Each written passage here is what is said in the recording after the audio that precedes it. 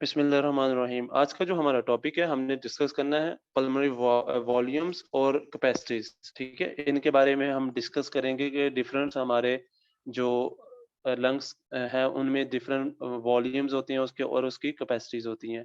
अब हम उसके बारे में डिस्कस करेंगे। फर्स्ट ऑफ ऑल जो है हमने डिस्कस करना है spirometry. What is spirometry? Pulmonary ventilation can be studied by recording the volume movement of air, ठीक है, into and out of the lungs। Like ये स्पायरोमीट्री एक जो होता है, जस्ट देखिए, स्पायरोमीट्री एक इंस्ट्रूमेंट होता है, एक मशीन होती है जिसमें जो है हम उसका एक माउथ पीस होता है। और माउथ पीस जो है हम ये पेशेंट के मुंह को जो लगाते हैं, ठीक है, माउथ पीस। और वो जो है उसमें एयर को जो है प्रेशर के साथ जो है एक्सहेल करता है। तो उसमें क्या होता है, वो एयर जो है फिर वाटर से पास होती है, ऑक्सीजन चैम्बर में जाती है, फिर वहाँ पे फ्लोटिंग ड्रम होता है। और फिर जो है वहाँ पे काउंटर बैलेंसिंग वेट होता है जो कि उसको मेजर करता है। और काउंटर बैलेंसिंग वेट जो है फिर वो एक वहाँ पे रिकॉर्डिंग ड्रम होता है, ठीक है, जिसके ऊपर पेपर मूव कर रहा होता है। और वो पेपर जो मूव करता है उसके ऊपर ये जो है वो पैटर्न जो होता है हमारे साँस लेने का, ठीक है, उसको ड्रा करता है। ये उसको ड्रा करता है, ठीक है? इस प्रोसेस को जो है, इस पूरे इंस्ट्रूमेंट को स्पायरोमेट्री कहते हैं। जस्ट याद रखें कि स्पायरोमेट्री जो है वो हमारे नॉर्मली जो वॉल्यूम ऑफ एयर जो होता है लंग्स में जाता है और बाहर आता है, उसको मेज़र करने के लिए हम स्पायरोमेट्री कहते हैं। अगर आपने कोई ऐसी भी जो लंग्स डिपार्टमेंट है, उसमें जाएँगे हॉस्पिटल्स में, वहाँ पे आपको स्पायरोमेट्री मिलेगी, ठीक है? तो ये क्यों होता है? क्योंकि हमने देखना होता है कि पेशेंट के लंग्स नॉर्मली फंक्शन कर रहे हैं, उनकी इलास्टिक रिक्वायल नॉर्मल है, उनकी जो है कॉम्प्लायंस नॉर्मल है, उनमें एयर जो है वो इंस्पायरेशन, एक्सपायरेशन नॉर्मल है। इसको चेक करने के लिए हम स्पायरोमेट्री जो है वो इस्तेमाल करते हैं। नेक्स्ट हम डिस्कस करेंगे कि लंग्स वॉल्यूम्स एंड कैपेसिटीज़ क्या होती हैं। Lungs volumes and capacity 2 types होती हैं, लाइक स्टैटिक लंग्स वॉल्यूम्स होती हैं और कैपेसिटीज होती हैं। Time factor is not involve, express in the millilitre और लीटर में ये एक्सप्रेस होते हैं। नेक्स्ट होती है एक डायनेमिक लंग्स वॉल्यूम्स और कैपेसिटीज। जो डायनेमिक लंग्स वॉल्यूम और कैपेसिटीज होती हैं ये टाइम डिपेंडेंट होते हैं, ठीक है, एक्सप्रेस ये भी मिलीलीटर पर मिनट और लीटर पर मिनट में ये एक्सप्रेस होती हैं, ठीक है। अब हमने जो है वो डिफरेंट जो है वो वॉल्यूम्स डिस्कस करने हैं, ये बहुत इंपॉर्टेंट है एमसीक्यूज के लिए।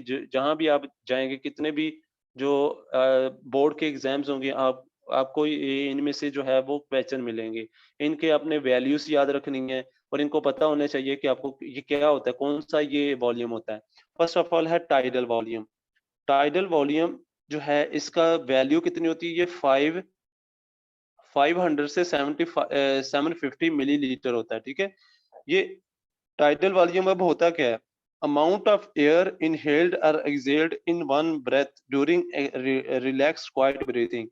के क्या होती है कि एक नॉर्मल क्वाइट ब्रीथिंग में वो एयर जो हमारे लंग्स में एंटर होती है और बाहर जाती है उसको हम टाइडल वॉल्यूम कहते हैं, ठीक है। फॉर एग्जांपल ये है, अगर हमारा लंग्स, ये लंग्स है, ठीक है। अगर इस लंग्स में जो है वो एयर इंटर हो रही है, एंटर हो रही है लंग एयर, और वो ही एयर जो है वो वापस बाहर निकल रही है, तो इसको हम क्या कहेंगे, ये एक टाइडल वॉल्यूम है। उस एयर का वॉल्यूम है, ठीक है, जो एयर इंटर हो रही है हमारे और बाहर निकल रही है, वो टाइडल वॉल्यूम है, ठीक है। वो कितना होता है? वो टाइडल वॉल्यूम जो होता है वो 500 से 750 जो है वो होता है, ठीक है। और नेक्स्ट है inspiratory reserve volume. Inspiratory reserve volume क्या होता है? ये इसका वैल्यू है 2000 मिलीलीटर। अब इसकी जो डेफिनेशन है, amount of air in excess of tidal inspiration that can be inhaled with maximum effort. Like एक ये क्या कौन सा वॉल्यूम होता है inspiratory reserve volume? For example आप सब बैठे हैं, अभी आप नॉर्मली इंस्पायरेशन लें, लाइक नॉर्मली क्वाइट ब्रीथिंग लें, आपने सांस जो है वो अंदर लिया, ठीक है, इंस्पायरेशन की, जो सांस जो पहले हवा अंदर चली गई है वो एक टाइडल वॉल्यूम। लेकिन अगर आपने अब आपने एफर्ट लगानी है, लाइक अब आपने बहुत ज्यादा जो सांस है अंदर खींचना है, ठीक है, जब बहुत ज्यादा सांस खींचेंगे, मैक्सिमम एफर्ट तक खींचेंगे, उसको इंस्पायरेटरी रिजर्व वॉल्यूम कहते हैं। उस सब का वॉल्यूम कितना होता है? 2000 मिलीलीटर होता है, ठीक है। इसको इंस्पायरेटरी रिजर्व वॉल्यूम कहते हैं। Next expiratory reserve volume same, कि एक आपने नॉर्मल एक्सपायरेशन की है, वाइट ब्रीथिंग में आपने एयर को जो है वो एक्सेल किया है, आउट किया लंग से, लेकिन अगर आप जो है वो फोर्स लगा के और एयर को जो है एक नॉर्मल वैल्यू है, अगर आप वैल्यू से ज्यादा एयर को बाहर पंप आउट करते हैं तो उसको हम एक्सपायरेटरी रिजर्व वॉल्यूम कहते हैं, और उसका जो वैल्यू होती है वो होती है 1000 ml, ठीक है, 1000 ml होती है। ये क्या होता है, amount of air in excess of tidal volume, कि टाइडल वॉल्यूम तो नॉर्मली बाहर होना होता है, लेकिन उससे एक्सेस हम जब करें मैक्सिमम एफर्ट के साथ, उसको एक्सपायरेटरी रिजर्व वॉल्यूम कहते हैं। नेक्स्ट है रेजिडुअल वॉल्यूम। अब रेजिडुअल वॉल्यूम जो होता है, रेजिडुअल वॉल्यूम जो इसकी वैल्यू होती है वो होती है 1300, ठीक है। अमाउंट, ये क्या होता है residual volume, amount of air remaining in the lungs after maximum expiration keep एल्वेoli inflated between the breath and maximise with fresh और mix with fresh air and on the next inspiration. For example, just simply याद रखें कि हमने जब maximum expiration कर ली, like expiratory reserve volume कर लिया, ठीक है, मैक्सिमम एक्सपायरेशन के बाद जितना वॉल्यूम हमारे लंग्स में बच जाता है एयर का जितना, उसको हम रेजिडुअल वॉल्यूम कहते हैं। फॉर एग्जांपल, ये है अगर कोई भी कंटेनर, इसमें अगर इतना जो है वो वाटर है, ठीक है, अगर इससे मैंने हाफ जो है वो निकाल दिया, इतना अगर मैंने इसको निकाल दिया, तो बाकी इसमें जो बचेगा, ये फिर वही कंटेनर है, तो बाकी इसमें जो बचेगा ये इतना है, ठीक है। ये जो है ये रेजिड्यूल है, ठीक है, ये है रेजिड्यूल। अब ये रेजिड्यूल है, अब इसमें जो है और न्यू जो मैंने वाटर इसमें डाला, तो ये इसमें आके मिक्स हो जाएगा, ठीक है, ये आके इसमें मिक्स हो गया। इसी तरह जो रेजिडुअल वॉल्यूम होता है एयर का, वो हमारे लंग्स में जब हम मैक्सिमम एक्सपायरेशन करने के बाद जो बाकी वॉल्यूम बच जाता है, वो रेजिडुअल वॉल्यूम होता है। और जब हम न्यू इंस्पायरेशन करते हैं और न्यू साइकिल स्टार्ट होता है इंस्पायरेशन का, तो फ्रेश एयर जो है उसमें आके मिक्स हो जाती है, उसको रेजिडुअल वॉल्यूम कहते हैं, ठीक है। मीन्स के वहां पे रेजिडेंट होता है, रेजिडेंट मीन्स के वहां पे उसका रहायशी होता है, ठीक है। जैसे इसको आप याद रखने के लिए इसको रेजिडुअल वॉल्यूम कहते हैं, कि जो वो वॉल्यूम के जो हमेशा हमारे लंग्स में रहता है, ठीक है, एक्सपायरेशन के बाद भी। नेक्स्ट है क्लोजिंग वॉल्यूम। क्लोजिंग वॉल्यूम क्या होता है, close to left right ventricle के क्लोज होता है, ठीक है। अब रेजिडुअल वॉल्यूम के क्लोज होता है, ठीक है। ये क्लोजिंग वॉल्यूम जो होता है ये रेजिडुअल वॉल्यूम के क्लोज होता है, आर जो है ये रेजिडुअल वॉल्यूम है यहाँ पे।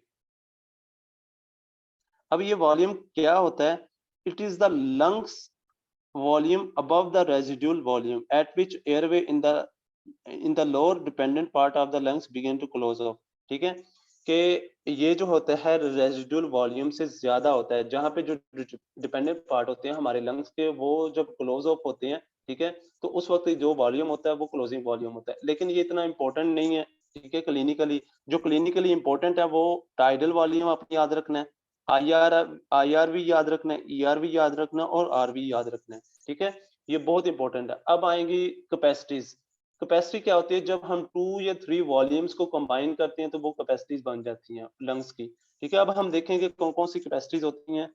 Lungs capacities, first of all total lung capacity. Total lung capacity जो है TLC जो है ये कितनी होती है, 5000 ml होती है। आपने ये वैल्यू फिंगर टिप्स पे आपको याद होनी चाहिए, फिंगर टिप्स पे अगर मैं कहूँ कि टोटल लंग्स कैपेसिटी कितनी होती है, तो आपको पता होना चाहिए 5000 ml होती है ये, ठीक है। ये ऐसे इतने इंपॉर्टेंट क्वेश्चन है ये।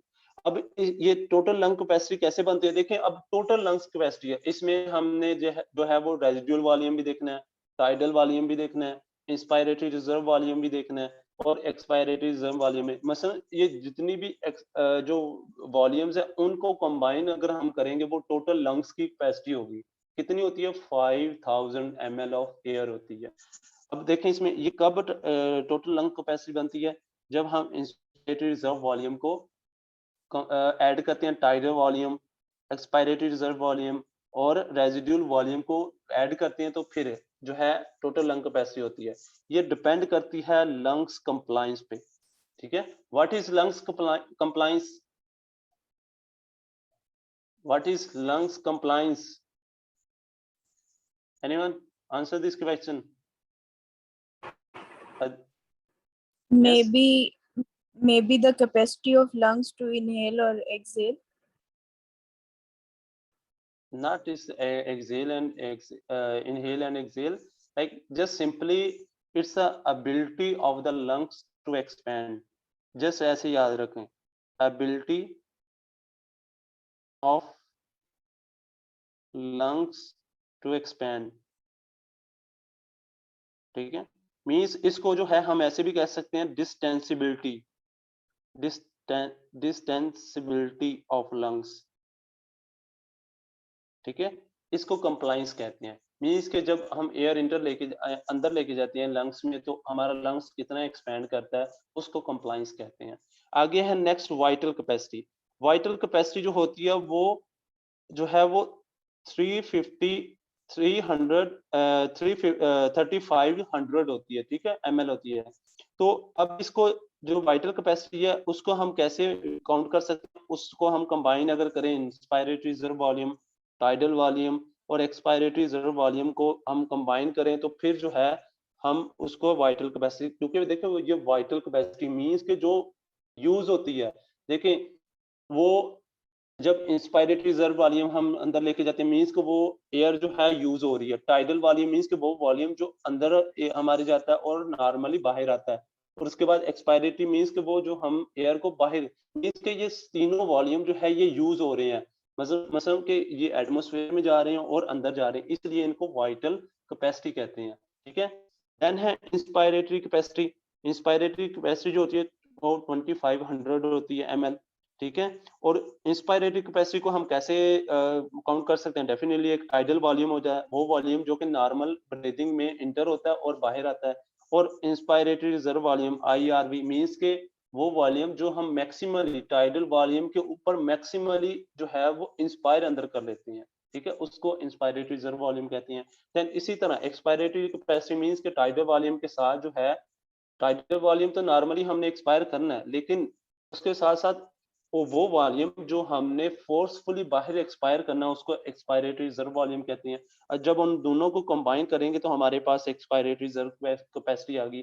और इसकी जो वैल्यू होगी वो होगी 1500 मिली लीटर. ठीक है. आपने ये वैल्यू जरूर याद रखनी है और इनके फार्मूला आप याद होना चाहिए.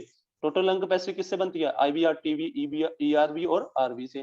ठीक है. तो ये सारी आपको याद होनी चाहिए. जो है functional residual capacity means functional जो रेजिड्यूल कैपेसिटी है वो उसकी वैल्यू होती है 2500 मिलीलीटर. ठीक है, 2500 मिलीलीटर होती है.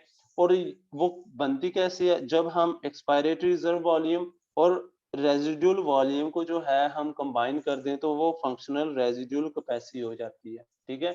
तो ये थी different capacity of the lungs और वॉल्यूम्स. ये आपको जो है फिंगर टिप्स पे याद होने चाहिए. आपको पता होना चाहिए कैपेसिटी जो है, टोटल लंग कैपेसिटी किससे बनती है, वाइटल कैपेसिटी किससे बनती है, और इंस्पायरेटरी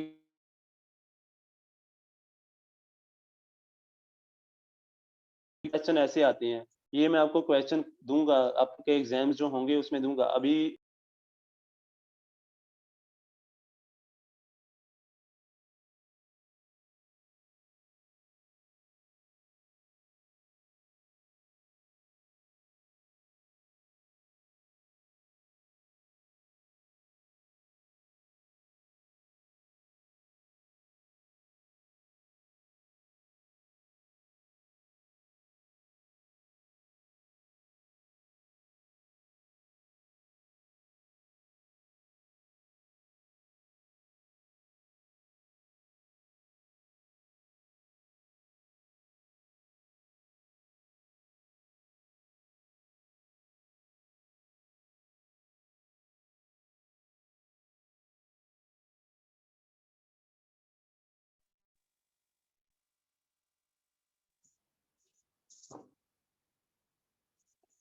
हमने अब डिस्कस करना है कि different special points like change in the vital capacity with different body positions में.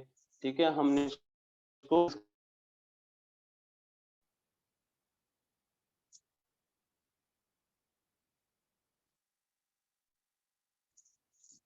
तो सबसे पहले जो है स्पेशल पॉइंट्स में change in the vital capacity with different body parts में देखें कि बॉडी पोजीशन और decrease in vital capacity with sitting position in baseline, like हमने कौन सी जो है वो डिफरेंट पोजीशन जो है उसमें हमने डिस्कस करना है कि हमारी वाइटल कैपेसिटी में चेंजेस जो होते हैं।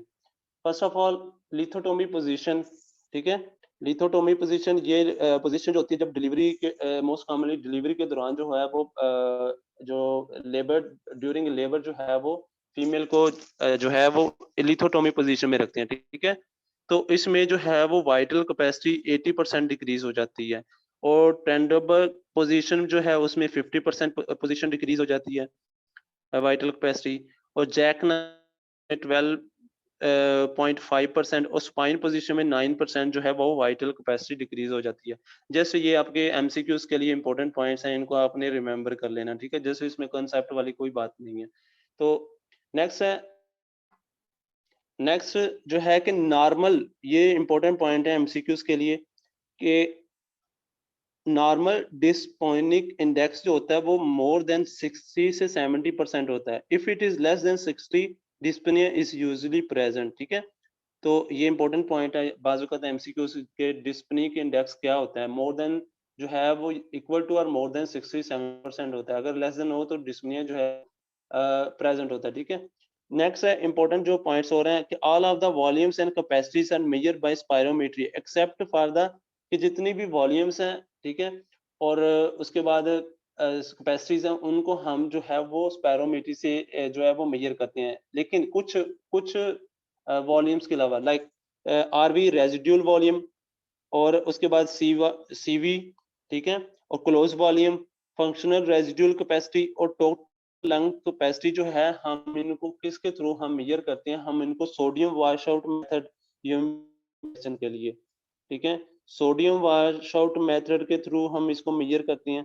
नेक्स्ट जो है वो हीलियम डिल्यूशन मेथड के थ्रू इसको मेजर करते हैं, और उसके बाद बॉडी प्लेथस्मोग्राफी या बेस्ट मेथड के थ्रू जो है हम इसको मेजर करते हैं। आपको इनका डिटेल जानने की जरूरत नहीं है, जस्ट आपने इनके नाम, मेथड के नाम याद रखने हैं, वो मोर देन इनफ है कि जो कौन कौन सी जो है लाइक आरवी रेजिडुअल वॉल्यूम, कोलोस वॉल्यूम, एफआरसी और टीएलसी जो है हम sodium nitrogen wash out method, helium dilution method और बॉडी प्लेस्मोग्राफी या बेस्ट मेथड के थ्रू जो है हम इसको जो है वो मेजर करते हैं, ठीक है। ये क्वेश्चन आपसे पूछा जा सकता है। नेक्स्ट जो हमने डिस्कस करना है वो है dynamic lungs volume and capacities क्या होती हैं। lungs volume and capacities, forced vital capacities FV और timed vital capacities means क्या होती हैं, ठीक है। forced vital capacities, maximum volume of air which can be breathed out as forcefully as rapidly as possible following a maximum inspiration similar to the vital capacity except it is rapid forcible expiration, ठीक है। कि force vital capacity FV क्या होता है कि अगर हमने देखें, हमने जब मैक्सिमम इंस्पायरेशन कर ली उसके बाद हम उसके बाद हम क्या करेंगे, जब हम फोर्सफुली जब हम उस एयर को बाहर निकालेंगे, फोर्सफुली एक्सपायर करेंगे इन 1 मिनट में, पहले मिनट में, ठीक है, तो उसको हम फोर्स वाइटल कैपेसिटी कहते हैं। नेक्स्ट है फोर्स एक्सपायरेटरी फ्लो ड्यूरिंग 25 से 75% एक्सपायरेटरी जो है एफ इसको बोलते हैं, ठीक है। ये क्या होता है, this is the average expiratory flow rate होता है during the middle of 50% of the force vital capacity. It is known as the maximum mid expiratory flow rate, ठीक है। normally it is 3 liter per minute के force expiratory flow during 25 से, ये क्या होता है कि ये वो रेट होता है, वो फ्लो होता है जब हम लाइक ड्यूरिंग मिड एक्सपायरेशन में हम और ज्यादा फोर्सफुल एक्सपायरेशन कर देते हैं, तो उस वक्त जो वॉल्यूम एक्सपायर होता है, ठीक है, उसको हम फोर्स एक्सपायरेटरी फ्लो कहते हैं। तो ये 300 लीटर होता है, जैसे इसका जो है मीनिंग आपको याद होना चाहिए, पता होना चाहिए, ठीक है। और उसके बाद जो है आपको और उसके बाद जो है आपको पता होना चाहिए वो वैल्यू कितनी है, 300, ठीक है। आई थिंक वीडियो चल रही है, मेरे सामने लैपटॉप है वो उस पे तो चल रही है, आपको नजर आ रही है स्क्रीन?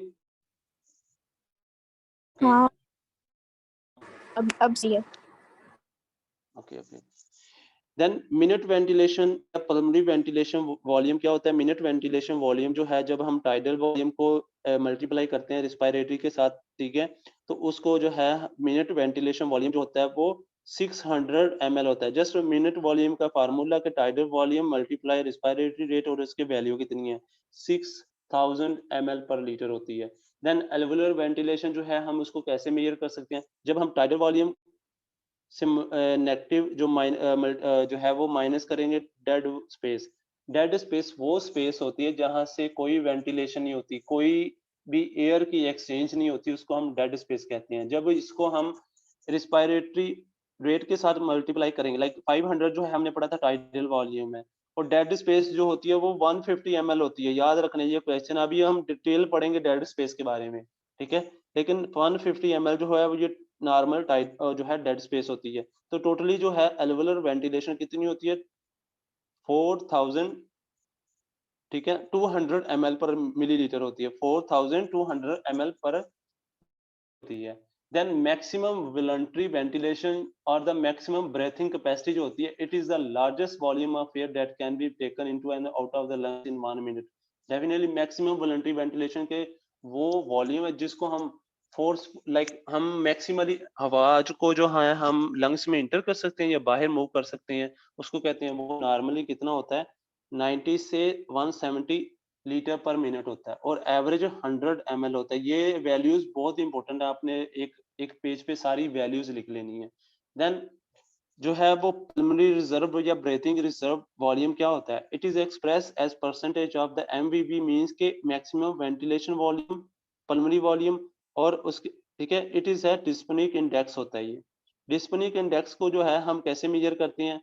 इसको हम जो है वो एमवीवी मींस के मैक्सिमम वॉलंटरी वेंटिलेशन, उससे हम जो है वो जो है वो वॉल्यूम, ठीक है, पीवी उसको जो है वो रिमूव करते हैं, देन एमवीबी उसको मल्टीप्लाई करते हैं तो 100। ये आपको जस्ट इसका जस्ट आपने इसका फार्मूला याद करने की जरूरत नहीं है, इतना डिटेल में नहीं पूछता, ठीक है, लेकिन मैंने आपको जो है वो डिटेल जस्ट, लेकिन आपने रिमेम्बर नहीं करना, जस्ट आपने याद रखना है कि ये परसेंटेज किसकी परसेंटेज को शो करता है।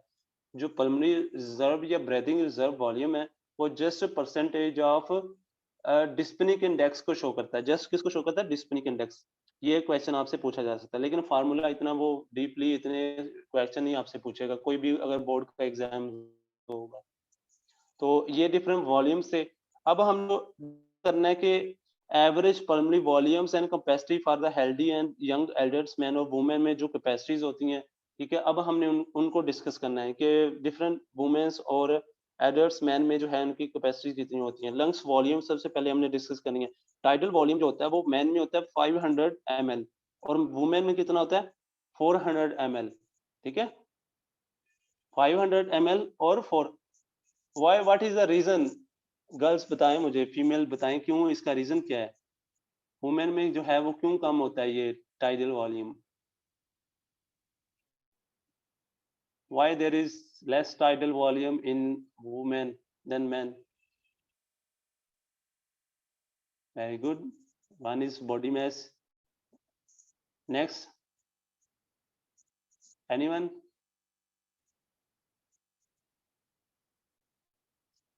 क्योंकि हमारा जो फीमेल्स के लंग्स होते हैं और उनकी चेस्ट कैविटी होती है, उन उस फीमेल्स का जो स्टर्नम होता है और उसके जो रिब्स होती हैं वो ज्यादा एक्सपेंड नहीं करते, लाइक वो नैरो होती हैं। उसका जो ल्यूमन होता है, हमारा इंटरनल कैविटी होती है थोरैक्स की, वो नैरो होती है, ठीक है। और लेकिन जो मैन है उसकी जो, जिसकी वजह से लंग्स जो है ज्यादा एक्सपेंड करते हैं, जिसमें ज्यादा टाइडल वॉल्यूम होता है वो टाइडल वॉल्यूम इस वजह से एक्सपेंड होने के लिए वो। नेक्स्ट है इंस्पायरेटरी रिजर्व वॉल्यूम, ठीक है। इंस्पायरेटरी रिजर्व वॉल्यूम जो मैन में होता है वो 3000 ml होता है, और वुमेन में जो होता है वो 1900 ml होता है। एक्सपायरेटरी वॉल्यूम जो है मैन में कितना होता है? 1100 ml, और उसके बाद वुमेन में होता है वो 700 ml। रेजिडुअल वॉल्यूम मैन में होता है 1200 ml, और वुमेन में 1100 ml। ये गाइडेंस से लिया गया, ठीक है, गाइडेंस से ये लिया गया, आप वहां से रीड आउट, और ये टेबल आप जो है वो अपने नोटबुक में नोट करना है। ये टेबल। अब डिफरेंट कैपेसिटीज हैं, उनको एमएल में। इंस्पायरेटरी कैपेसिटी जो होती है वो मैन में होती है 3500 ml, और वुमेन में जो होती है वो होती है 24 जो है वो 100 ml होती है। और फंक्शनल रेजिडुअल कैपेसिटी जो मैन में 2300 ml होती है, और वुमेन में 1800 ml। ठीक है, वो जो मैन में होती है वो 4600 ml, और वुमेन में जो है वो 31 है। ये पता नहीं वुमेन में इतना सबसे कम क्यों है? एनी रीजन, इसकी रीजन कोई बताएं? और ये वाइटल कैपेसिटीज और ये सब कुछ।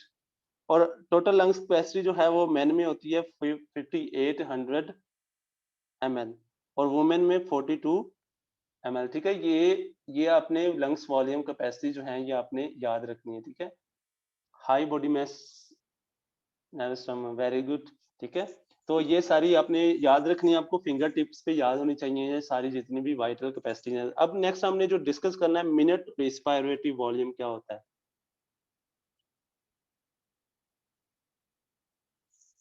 Minute respiratory volume is the total amount of new air moved into the respiratory passage each minute and is equal to the tidal volume the times the respiratory rate per tidal volume is about जो है वो 500 ml होता है। And ये minute respiratory volume वो volume होता है कि जो कि 1 मिनट के अंदर जो है, ठीक है, वो हमारी रिस्पायरेटरी पैसेज में जाता है। ठीक है, वो टाइडल वॉल्यूम के इक्वल होता है, लाइक 500 ml होता है। और नॉर्मल जो रिस्पायरी रेट होती है वो नॉर्मल कितनी होती है? 12 ब्रेथ पर मिनट होती है। ठीक है, the minute is average about 6 litre पर मिनट होता है।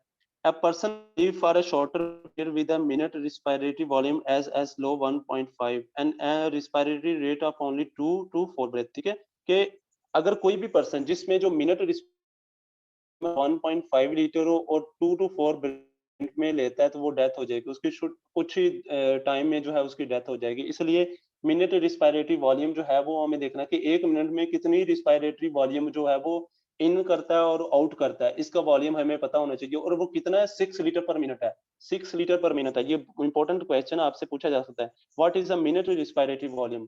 मिनट रिस्पायरेटरी वॉल्यूम वो वॉल्यूम है कि 1 मिनट में पेशेंट कितनी बार सांस लेता है और कितना जो है वो एयर अंदर लेके जाता है, बाहर लेके आता है। ठीक है, वो नॉर्मली जो है हम उसको काउंट करते हैं, वो 12 ब्रेथ होती है नॉर्मली, और 6 लीटर नॉर्मल होता है। लेकिन अगर कम हो जाए, लाइक 1.5 लीटर वॉल्यूम हो जाए एयर का और 2 to 4 ब्रेथ हो जाए तो उसकी डेथ हो जाएगी, डेफिनेटली डेथ होगी, क्योंकि उसको पेशेंट को प्रॉपर ऑक्सीजन नहीं मिलेगी। ठीक है, वो प्रॉपर जो है ऑक्सीजन नहीं मिलेगी, उसके वाइटल ऑर्गन फेल हो जाएंगे और डेथ हो जाएगी।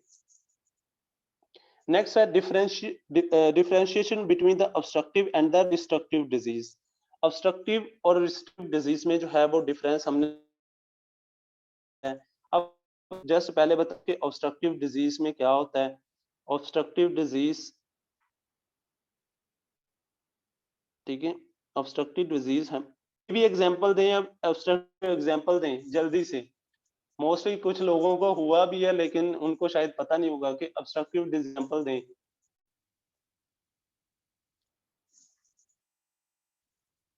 ऑब्स्ट्रक्टिव डिजीज, एयरवेज की ऑब्स्ट्रक्टिव डिजीज की एग्जांपल दें। एस्थमा, ठीक है, एस्थमा। एस्थमा जो है एक ऑब्स्ट्रक्टिव डिजीज है। इसमें क्या होता है, इसमें हमारे एयरवेज जो हैं वो उनमें ऑब्स्ट्रक्शन हो जाती है। ये हमारा एयरवेज है, एल्वोलाई है। क्या होता है, इस एयरवेज के अंदर ऐसे गोबलेट सेल जो है म्यूकस हाइपर सिक्रीशन हो जाती है, और हमारे जो स्मूथ मसल है उनके हाइपरट्रोफी की वजह से एयरवेज क्लोज हो जाते हैं। हमारे एयर जो है वो एंट्री नॉर्मल होती है, एयर एंट्री नॉर्मल होती है, लेकिन जो एयर को बाहर पुश करना है, बाहर निकालना, वो मुश्किल होती है। मींस कि एयरवेज की ऑब्स्ट्रक्शन की वजह से जो है हमारी एयर जो है वो ज्यादा अंदर रहती है। ठीक है, इसका मतलब कि पेशेंट को एयर बाहर निकालने में डिफिकल्टी होती है। इसको एस्थमा को हम ऑब्स्ट्रक्टिव लंग डिजीज कहते हैं। अब रिस्ट्रक्टिव लंग डिजीज में क्या होता है? डेफिनेटली वेरी गुड विजय, ये है सीओपीडी। सीओपीडी क्या होता है? इसमें एस्थमा होता है, और एस्थमा और ब्रोंकाइटिस होता है। ठीक है, ब्रोंकाइटिस है। अब एस्थमा और ब्रोंकाइटिस है, और इन दोनों को क्या हम कहेंगे? सीओपीडी। इन दोनों को कंबाइनली क्या कहेंगे? COPD, chronic obstructive pulmonary disease कहेंगे, ठीक है, एस्थमा। और इनमें थर्ड भी एक यूज हम करते हैं जिसको हम बोलते हैं एम्फाइसीमा, एम्फाइसीमा, ठीक है, लेकिन वो मोस्टली ऐड नहीं करते। लेकिन दो चीजें होती हैं, एस्थमा और ब्रोंकाइटिस, इन दोनों को सीओपीडी कहते हैं। अब हम डिस्कस करेंगे कुछ रिस्ट्रिक्टिव डिजीज है। कौन सी रिस्ट्रिक्टिव डिजीज है? ठीक है, लाइक रिस्ट्रिक्टिव मींस के लंग्स की फाइब्रोसिस हो गई है, ये लंग्स है, ठीक है, इसके ऐसे फाइब्रोसिस हो गई है, इसमें डिफरेंट इसके जो है वो फाइब्रोसिस होने की वजह से ये बहुत ज्यादा जो है वो वेरी गुड, ठीक है। निमोनिया, निमोनिया क्यों होता है? निमोनिया में क्या हो जाता है? कंसोलिडेशन हो जाती है, लाइक कंसोलिडेट मींस को हार्ड हो जाता है, वो एक्सपैंड नहीं करता, उसकी एक्सपैंड होने में उसकी रिस्ट्रिक्शन हो जाती है। मींस कि हमने पढ़ा था निमोनिया में क्या होता है? कंप्लाइंस कम हो जाती है, मींस उसके एक्सपैंड होने की एबिलिटी कम हो जाती है। इसका मतलब उसमें एयर जो होगी वो भी कम होगी, ठीक है, और जब एयर कम होगी, बाहर निकालने की कैपेसिटी होगी वो भी कम होगी। और कोई भी फाइब्रोसिस होगी तो एयर जो है वो इंटर होगी, तो ये एक्सपैंड जो है वो नहीं करेगा, नो एक्सपैंड होगा इसमें। मींस के इसमें जो है इसका, जब हमेशा रिस्ट्रिक्टिव डिजीज जब एक्सपैंड नहीं करेगी, इसका मतलब उसकी टाइडल वॉल्यूम जो है वो कम होगी। एआरडीएस ऑब्स्ट्रक्टिव और रिस्ट्रिक्टिव। एआरडीएस ये जो है अक्यूट डिस्पाइट, ये इसमें क्या होता है? इसमें ये मोस्टली जो है वो हमारा ऑब्स्ट्रक्टिव में आएगा। देखें कि इसमें डिफेक्ट तो कोई नहीं होता, इसमें डिफेक्ट क्या होता है? मेनली जो है वो हमारे सरफेक्टेंट में प्रॉब्लम होती है, ठीक है, सरफेक्टेंट में प्रॉब्लम होती है, तो ये हमारे रिस्ट्रिक्टिव में आएगा, ठीक है। रिस्ट्रिक्टिव में मींस के हमारे जो लंग्स हैं वो अक्यूट रिस्पायरेटरी डिस्ट्रेस सिंड्रोम में क्या होता है? हमारे लंग्स जो हैं एक्सपैंड नहीं करते, लाइक कोलैप्स कर जाते हैं, ठीक है। तो इसी में भी क्या होगा? एयर एंट्री हो ही नहीं रही, एंट्री जो है वो नहीं हो रही, इसका मतलब रिस्ट्रिक्टिव में आता है ये। लेकिन ये इसमें जो है वो कुछ डिफरेंट बुक्स में इसको मेंशन किया है कि ये दोनों चीजों में है, कि एआरडीएस है जो ऑब्स्ट्रक्टिव में भी और रिस्ट्रिक्टिव में। अगर इन्फ्लामेशन है हमारे ब्रोंकियोल्स में हो जाए तो ये ऑब्स्ट्रक्टिव की तरफ चला जाता है, ठीक है, इसलिए ये थोड़ा जो है वो कंट्रोवर्शियल है, ठीक है। अब हम डिस्कस करेंगे कि ऑब्स्ट्रक्टिव डिजीज में क्या होता है। ऑब्स्ट्रक्टिव डिजीज में जो है वो बोथ FEV1 रेस्पिरेटरी वॉल्यूम जो है वो कम हो जाता है। डिक्रीज मींस कि 1 मिनट में जितना हम हवा को बाहर निकालेंगे वो कम, डेफिनेटली जब ऑब्स्ट्रक्शन होगी तो हवा बाहर निकलेगी नहीं, निकलेगी ना, तो FEV1 मींस कम हो जाएगी। और फोर्स वाइटल कैपेसिटी भी कम होगी, मींस के फोर्स वाइटल कैपेसिटी हम फोर्स लगाते हैं जो एयर को हम बाहर पंप करने के लिए, वो भी कम हो जाएगी। But FE1 decrease more than the FE1, ठीक है। FVC के FE1 मींस के फोर्स एक्सपायरेटिव वॉल्यूम जो है वो ज्यादा कम होगा देन FVC से। So the ratio FE1 also decrease. ये बहुत इंपॉर्टेंट है, बहुत इंपॉर्टेंट है, बहुत इंपॉर्टेंट है आपके क्वेश्चन के लिए। ये डिफरेंट डिजीज में आता है, जितनी भी डिजीज है हम उनमें पढ़ेंगे किसमें ये कम होता है, ठीक है। मींस के जितनी भी ऑब्स्ट्रक्टिव डिजीज है उसमें FE1, फोर्स एक्सपायरेटरी वॉल्यूम 1 और फोर्स वाइटल कैपेसिटी है जो डिक्रीज होती है, क्योंकि ये क्या होता है? फोर्स एक्सपायरेटरी वॉल्यूम, 1 मिनट में हमने कितने एयर को बाहर निकालना है। अब ऑब्स्ट्रक्शन है हमारे ब्रोंकियोल्स में, अब वो एयर तो नहीं जाएगी, इसका मतलब ये वॉल्यूम डिक्रीज हो गई, ठीक है। अब रिस्ट्रिक्टिव डिजीज में decrease in both FE1 and FEC, but FVC force vital capacity decrease more than FE1 के। रिस्ट्रिक्टिव डिजीज में भी डेफिनेटली जो है वो देखें, जब रिस्ट्रिक्शन हो रही है, ठीक है, इसका मतलब एयर जो है हमारे इंटर नहीं हो रही लंग्स में। अब एयर जो जो भी जितनी भी इंटर हो चुकी है, अगर हम उसको एक्सपायर करेंगे, इसका मतलब वो बहुत स्मॉल एयर होगी जो इंटर हुई है। अगर हम उसको एक्सपायर करेंगे तो वो बहुत स्मॉल एयर होगी, इसका मतलब कि FE1 और भी डिक्रीज हो गई, क्योंकि वो मेजर करती है 1 मिनट में कितनी वॉल्यूम ने बाहर जाना है। जब वॉल्यूम ही हमारे लंग्स में कम आया तो बाहर भी कम ही जाएगा ना। इसी वजह से जो है वो FE1 फोर्स एक्सपायरेटरी वॉल्यूम और फोर्स वाइटल कैपेसिटी जो है वो कम होती है। लेकिन जो फोर्स वाइटल कैपेसिटी मींस के फोर्स लगा के जो वाइटल कैपेसिटी हमने बाहर भेजनी है वो ज्यादा कम होती है रिस्ट्रिक्टिव डिजीज में। सो द रेशो जो है, इसमें रेशो जो है इंक्रीज होगी, ठीक है, इसमें रेशो जो है वो क्या होगी? इंक्रीज होगी। ये आपने बहुत इंपॉर्टेंट पॉइंट है, ये आपने याद रखना है, ठीक है। क्योंकि जब डिवाइड करते हैं इसको FEV1 को और FEV को, जब ये नीचे ज्यादा हो जाएगी, ठीक है, तो ये रेशो जो है ये इंक्रीज हो जाएगी, ठीक है। जस्ट आपने इतना कंसेप्ट याद रखना है। रिस्ट्रिक्टिव में जो है वो रेशो ज्यादा हो जाती है, ठीक है, और ऑब्स्ट्रक्टिव में रेशो डिक्रीज हो जाती है। रेशो होती है, रेशो का याद रखना है आपने, FeV और FE1 जो है वो FVC या FeV1 जो है उसका नहीं आपने बताना, रेशो याद रखनी है। ऑब्स्ट्रक्टिव डिजीज में रेशो जो होती है वो डिक्रीज हो जाती है, रिस्ट्रिक्टिव में कम हो जाती है। अब हम देखेंगे कि डिफरेंट ऑब्स्ट्रक्टिव डिजीज में जो है ये टोटल लंग कैपेसिटी जो है नॉर्मल होती है, like total lung capacity normal होती है, ये इंक्रीज हो जाती है क्योंकि लंग्स में हवा जो है ऐसे इंटर होती रहती है, मींस के यहाँ पे ज्यादा वॉल्यूम हो जाता है, लेकिन बाहर निकालने में मसला, इसलिए टोटल लंग कैपेसिटी जो है इंक्रीज या नॉर्मल रहती है। रेजिडुअल वॉल्यूम इंक्रीज हो जाता है, मींस के लंग्स में जो वॉल्यूम रहता है वो ज्यादा हो जाता है, डेफिनेटली एयर अंदर ही रहेगी, बाहर नहीं जाएगी ऑब्स्ट्रक्टिव डिजीज में।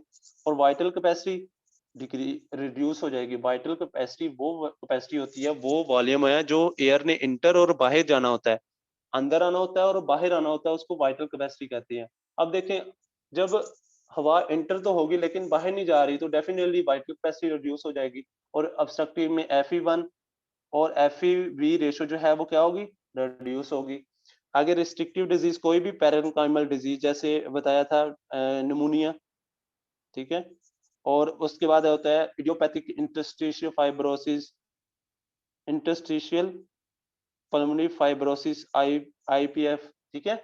ये हमारे लंग्स में फाइब्रोसिस हो जाता है, मींस के हमारे जो लंग्स हैं वो रिस्ट्रिक्ट कर जाते हैं, एक्सपैंड नहीं होते, उसमें टोटल लंग कैपेसिटी डिक्रीज हो जाएगी, डेफिनेटली लंग्स कैपेसिटी डिक्रीज होगी क्योंकि एयर इंटर नहीं होगी उसमें, और लंग्स वॉल्यूम कम हो जाएगा, और रेजिडुअल वॉल्यूम वो भी रिड्यूस हो जाएगा, वाइटल कैपेसिटी वो भी रिड्यूस हो जाएगी, और जो FeV है वो इंक्रीज या नॉर्मल रहेगी, ठीक है। और जो रिस्ट्रिक्टिव जो एक्स्ट्रा पैरेन्काइमल डिजीज होती है, ठीक है, एक्स्ट्रा पैरेन्काइमल डिजीज है,